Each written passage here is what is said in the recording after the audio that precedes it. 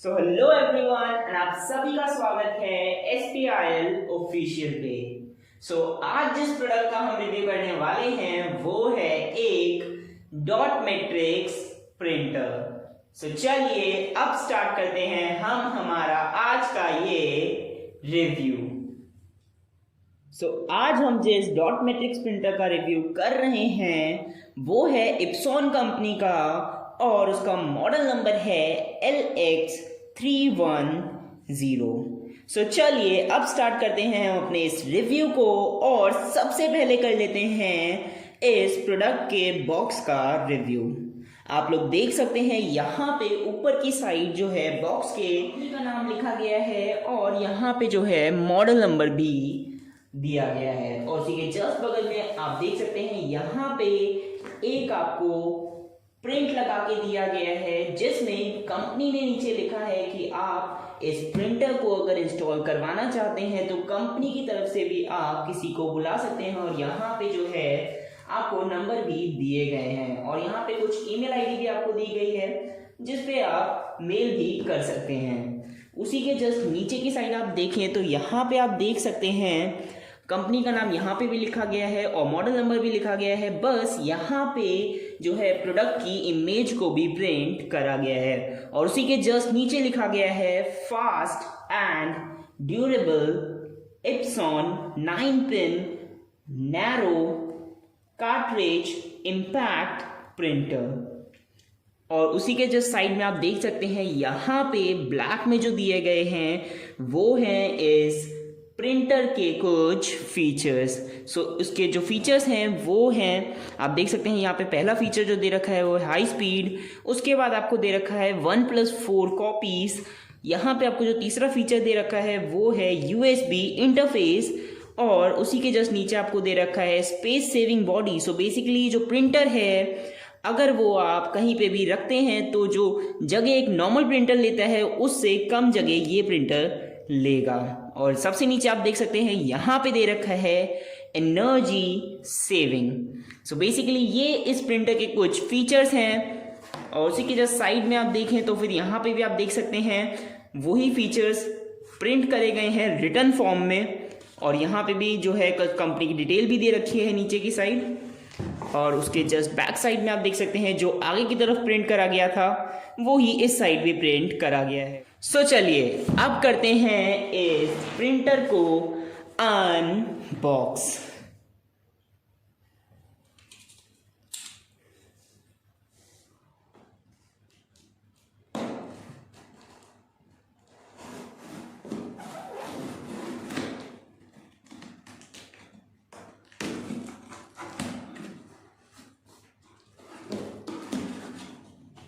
Box को unbox करते ही जो हमें सबसे पहली चीज़ मिलती है वो है इस प्रिंटर की कार्ट्रिज। आप देख सकते हैं ये है इस प्रिंटर की कार्ट्रिज। यहाँ पे आप देख सकते हैं इप्सॉन कंपनी का नाम भी लिखा हुआ है और ये जो है वो इप्सॉन की एक ओरिजिनल कार्ट्रिज है। और ऊपर की तरफ आप ये जो देख पा रहे हैं ये है रिबन जिसके थ्रू जो है इंक फ्लो करती है और इस प्रिंटर में प्रिंटिंग पॉसिबल हो पाती है। उसके बाद हमें मिलता है इस बॉक्स में हमारा प्रिंटर जो कि है इप्सॉन LX310। आप देख सकते हैं जो पैकेजिंग है वो भी काफ़ी ज़्यादा अच्छे से करी गई है। चलिए अब निकालते हैं इस प्रिंटर को इस बॉक्स से बाहर और देखते हैं कि इस बॉक्स में और क्या क्या चीज़ें हमें मिलती हैं।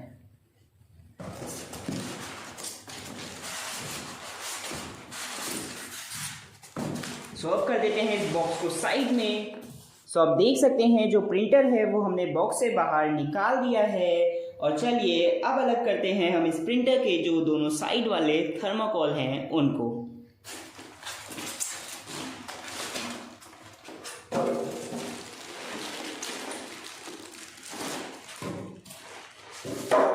आप देख सकते हैं थर्माकोल हमने अलग कर दिए हैं और जो पॉली बैग है उसको भी हम अलग कर देते हैं। यहाँ पे आप देख सकते हैं इस प्रिंटर को चारों तरफ से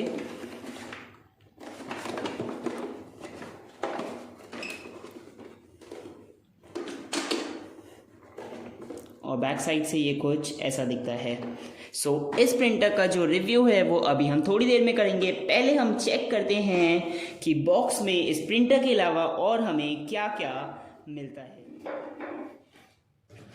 तो इस बॉक्स में हमें मिल जाती है एक पावर कॉर्ड जो कि इस प्रिंटर को जो है वो पावर सप्लाई देगी। और उसके बाद हमें मिल जाती है यहाँ पे एक केबल जो कि जो है हमारे डेस्कटॉप या फिर लैपटॉप से डेटा को ट्रांसमिट करेगी इस प्रिंटर में।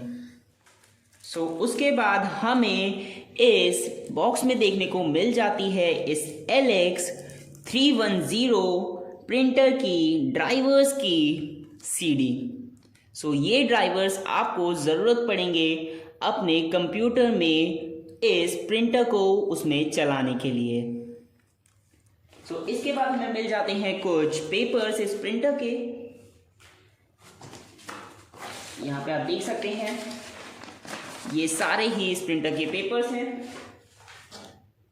और इसके बाद यहाँ पे आप देख सकते हैं हमें एक बुक भी दी गई है जिसमें इस कंपनी यानी कि इप्सॉन के बाकी के प्रोडक्ट्स की भी लिस्ट दी गई है। और यहाँ पे आप देख सकते हैं एक हमें पेपर भी मिल जाता है जो कि एक सिक्योरिटी एग्रीमेंट होता है। उसके बाद आप इसके नीचे देख सकते हैं इस कंपनी के बाकी प्रोडक्ट्स को भी देख सकते हैं। यहाँ पे बहुत सारे जो हैं प्रिंटर दिखाए गए हैं इस बुक में।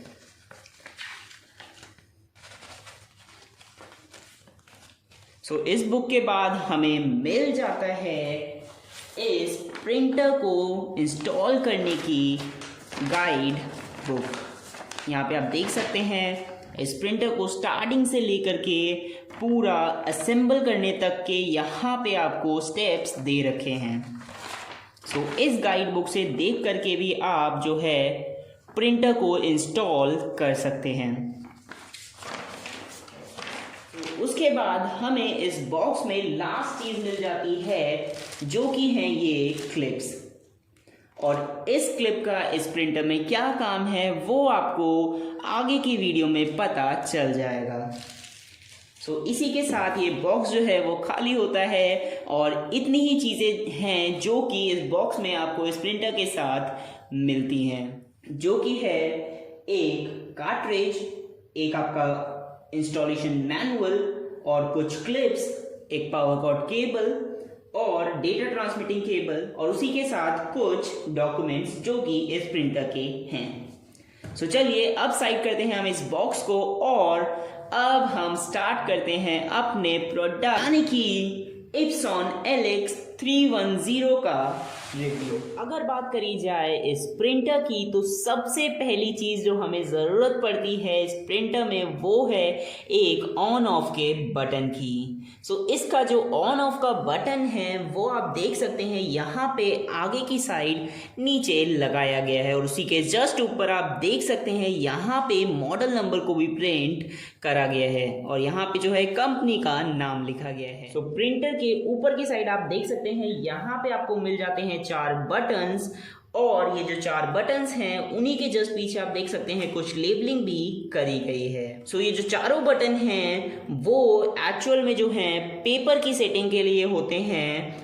अगर आपको पेपर को इन या आउट करना है तो स्टार्टिंग के 3 बटन्स काम करते हैं और अगर आपको जो है प्रिंट को स्टॉप करना है यानी कि पेपर को जो है वो रोकना है तो जो लास्ट वाला बटन है वो काम करता है। सो जो लास्ट वाला बटन है वो है पेपर को पॉज करने का, या फिर अगर आपके इस प्रिंटर में जो है पेपर नहीं होंगे तो फिर ये जो बटन है वो ऑन रहेगा और इस जगह पे जो है ऑरेंज लाइट जली रहेगी और पहले आपको इसमें पेपर इंसर्ट करना पड़ेगा, उसके बाद ही ये प्रिंटर जो है कुछ काम करेगा। सो अब देख लेते हैं इस प्रिंटर के कुछ अंदर के भी पार्ट्स। सो आप देख सकते हैं यहाँ पे ये कवर आपको दिया जाता है इस प्रिंटर के साथ, जो कि एक्चुअल में सिर्फ एक कवर का ही काम करता है। बेसिकली इसका कुछ भी उससे ज़्यादा काम नहीं है। और उसी के साथ आपको पीछे भी एक कवर देखने को मिल जाता है जो कि पेपर को एडजस्ट होने में मदद करता है। सो बेसिकली जो इसका काम है वो है पेपर को सेट रखना। यहाँ पे आप देख सकते हैं ये जो ग्रे पार्ट है वो मूवेबल होता है, और अगर आपने इसमें कोई A4 साइज शीट लगाई है तो फिर ये जो लॉक्स हैं वो उस शीट को स्ट्रेट करके रखेंगे, जिससे जो है प्रिंट बीच में ना रुके। सो ये जो है इस प्रिंटर का एक बहुत ही इम्पॉर्टेंट पार्ट है अगर आपको इस प्रिंटर के थ्रू A4 साइज पे प्रिंटिंग चाहिए। और उसके बाद आप देख सकते हैं यहाँ पे आगे की साइड भी आपको इस प्रिंटर का एक पार्ट अलग से मिलता है, जो कि मदद करते हैं पेपर को रोल होके आगे जाने में। यहाँ पे आप देख सकते हैं कुछ रोलर्स लगाए गए हैं, इस तरफ वाइट रोलर्स हैं, और आप नीचे की तरफ से देख पा रहे होंगे इस जगह पे ब्लैक कलर के रोलर्स हैं, जो कि जो है पेपर को आगे जाने में मदद करते हैं। जो पीछे से यहाँ पे पेपर आएगा उसको ये जो है आगे की तरफ पुश करते हैं। और उसी के जस्ट ऊपर आप यहाँ पे देख सकते हैं यहाँ पे जो है एक स्ट्रेट कटर दिया गया है, जिसके मदद से आप जो है पेपर को इजीली कट कर सकते हैं।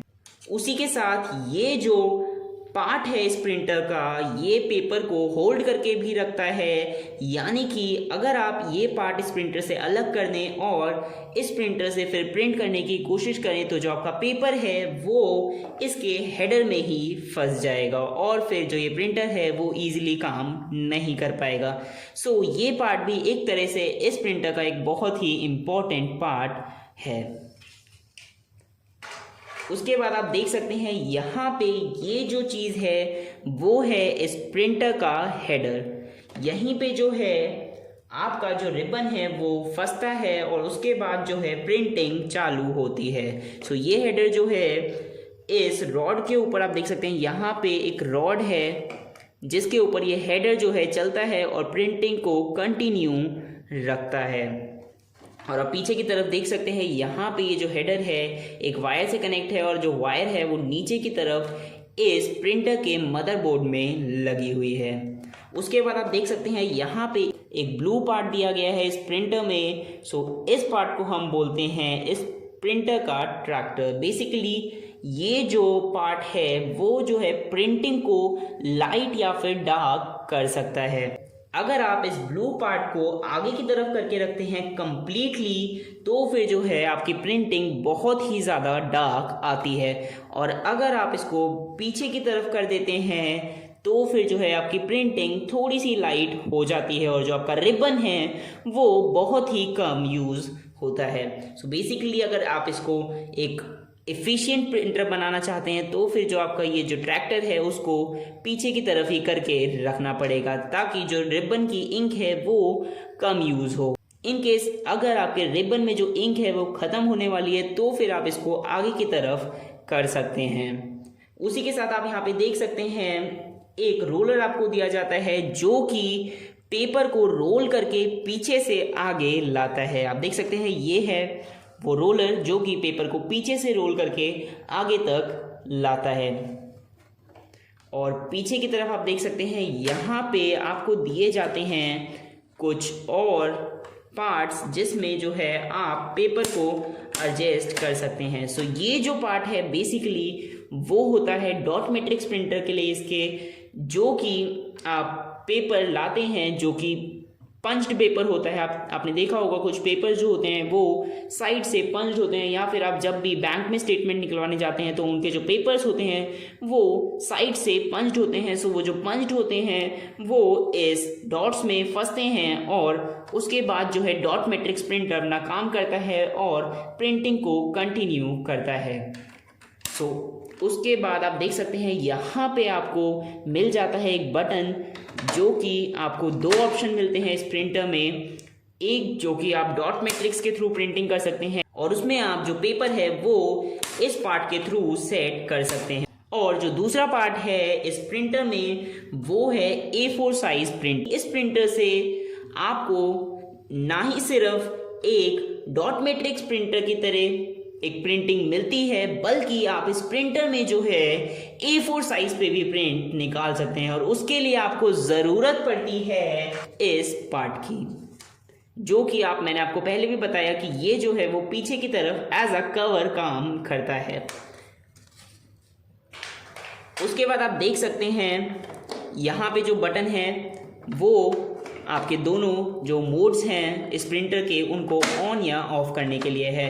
सो जो आगे की तरफ मोड है वो इसके डॉट मैट्रिक्स प्रिंटर को ऑन करने के लिए होता है, और जो अगर आप इस बटन को पीछे की तरफ करके रख दें तो फिर जो है आप इसमें A4 साइज प्रिंटिंग भी कर सकते हैं। उसी के साथ आप साइड में देख सकते हैं यहाँ पे आपको दिया जाता है एक रोलर जो कि इसमें पेपर को एडजस्ट करने के काम आता है। सो अगर आप इस रोलर को घुमाते हैं तो आप देख सकते हैं ये वाला जो ब्लैक वाला पार्ट है वो भी घूमता है। सो इस रोलर की मदद से जो है आप पेपर को पीछे से आगे ला सकते हैं इन केस आपको जो है बटन यूज़ नहीं करने हैं। उसी के साथ आप देख सकते हैं यहाँ पे आपको पीछे की साइड पावर कॉर्ड लगाने का ऑप्शन दिया जाता है, और यहाँ पे नीचे की तरफ आप देख सकते हैं आपको यहाँ पे डेटा केबल लगाने का ऑप्शन दिया जाता है, और 9 पिन का भी ऑप्शन यहाँ पे आपको दिया जाता है।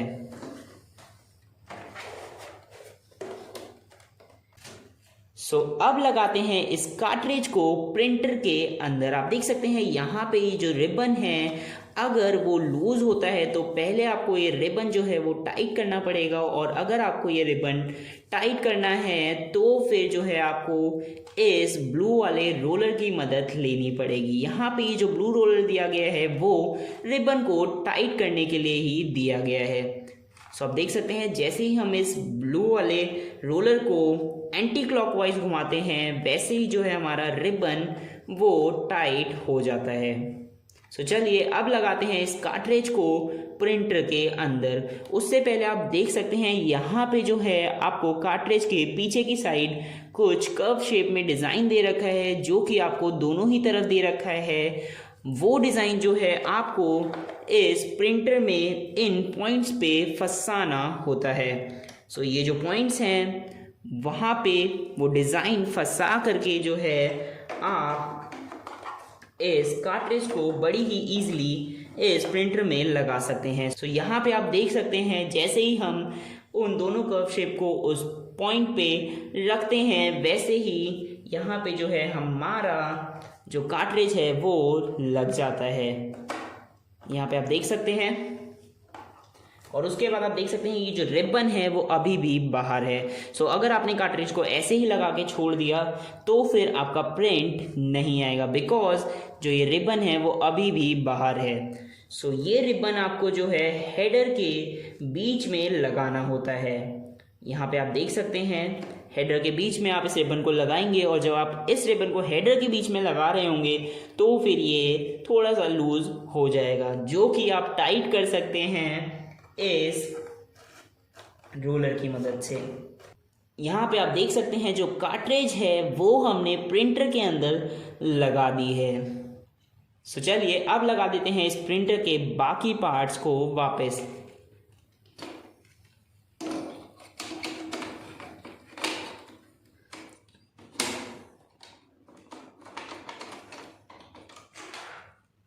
सो हमने ये सारे पार्ट्स जो हैं वापस लगा दिए हैं, और अब जो है अभी भी एक चीज़ बची है वो है वो क्लिप्स जो कि हमें बॉक्स में मिली थी, जो कि हैं ये।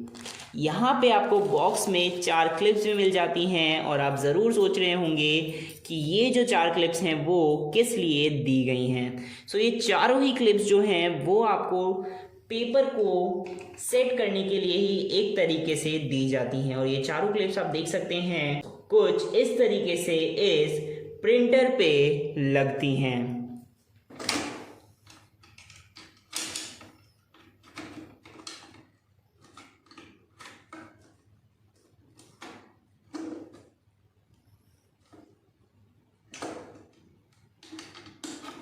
सो आप देख सकते हैं जब भी आप A4 साइज पेपर को पीछे से इंसर्ट करेंगे तो फिर जो ये पीछे वाली क्लिप्स हैं वो पेपर को बैक साइड नहीं गिरने देंगी, और उसके बाद जब पेपर घूम के आगे की साइड आ जाएगा तो फिर जो आगे वाली क्लिप्स हैं वो जो है पेपर को कर्व कर देंगी और पेपर को आगे की तरफ फेंकेंगी, जिससे पेपर वापस प्रिंटर में पीछे की तरफ ना जाए।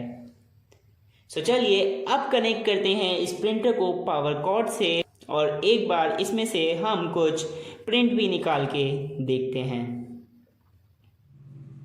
इस प्रिंटर में हमने पावर कॉर्ड लगा दी है और जो डेटा ट्रांसमिटिंग केबल है उसको भी हमने इस प्रिंटर में लगा दिया है। चलिए अब हम एक बार इस प्रिंटर को ऑन करके देखते हैं। आप देख सकते हैं जैसे ही हमने प्रिंटर को ऑन करा वैसे ही इसकी सारी लाइटें पहले जली और उसके बाद सिर्फ एक ही लाइट जल के रह गई, वो है ये वाली, और ये आप देख सकते हैं ग्रीन कलर की LED लाइट है। उसके बाद आप यहाँ पे देख सकते हैं आपको 2 लाइटें दी गई हैं ऑरेंज कलर की। जो एक लाइट है वो पॉज के लिए है और जो दूसरी लाइट है वो है पेपर आउट के लिए। अगर ये दोनों ही लाइटें जल रही हो इसका मतलब जो प्रिंटर है वो लॉक हो चुका है, और अगर जो नीचे वाली लाइट हो वो जल रही हो सिर्फ, तो इसका मतलब जो है प्रिंटर पॉज हो रखा है। और अगर सिर्फ ऊपर वाली लाइट जल रही हो दैट मीन्स कि प्रिंटर जो है उसमें पेपर नहीं है। और अभी आप देख सकते हैं दोनों में से कोई भी लाइटें नहीं चल रही। ऊपर वाली लाइट इसलिए नहीं जल रही है क्योंकि आप देख सकते हैं हमने प्रिंटर में जो है पेपर ऑलरेडी लगा रखा है।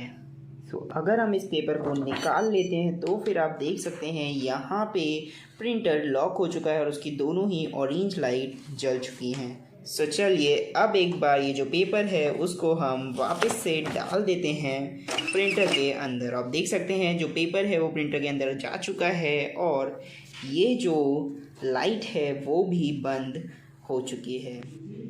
अगर आप इसका जो रोलर है उसको प्रिंटर के सप्लाई जब ऑन है तब यूज़ करते हैं तो फिर ये जो रोलर है वो लॉक हो जाता है, और इस रोलर को अगर आप फोर्स लगा करके रोल करवा भी देते हैं तो फिर जो आपका प्रिंटर है वो ख़राब होने के चांसेस होते हैं। जब भी आप इस रोलर को यूज़ करिए तो फिर इस जगह से जो है प्रिंटर को ऑफ करिए और उसके बाद आप देख सकते हैं कि रोलर जो है वो ईज़िली काम कर रहा है और जो पेपर है वो भी बाहर आ रहा है। चलिए अब इस प्रिंटर पे हम एक प्रिंट दे करके देखते हैं और आपको प्रिंटिंग ईज़िली नज़र आ पाए उसके लिए हम ये कवर भी रिमूव कर देते हैं। चलिए अब इस पे हम एक प्रिंटिंग दे करके देखते हैं। आप देख सकते हैं जो प्रिंटिंग है वो चालू हो चुकी है, जो इसकी स्पीड है वो काफ़ी ज़्यादा तेज है।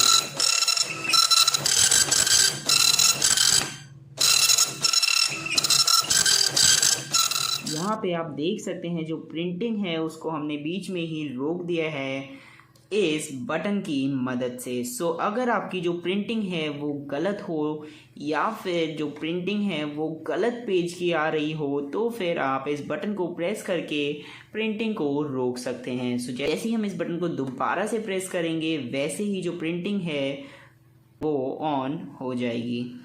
आप देख सकते हैं जैसे हमने बटन प्रेस करा जो प्रिंटिंग है वो स्टार्ट हो चुकी है।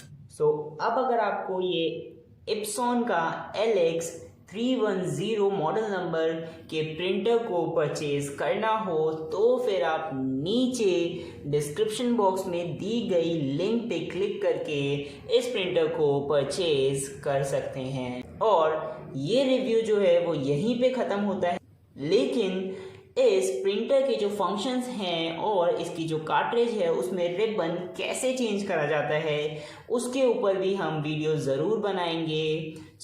ये था इस रिव्यू का पार्ट 1 और जो बाकी की 2 वीडियोस आएंगी वो पार्ट 2 और पार्ट 3 के नाम से जल्द ही इसी चैनल पे अपलोड हो जाएंगी। Thank you for watching, like the video, subscribe the channel for the next video.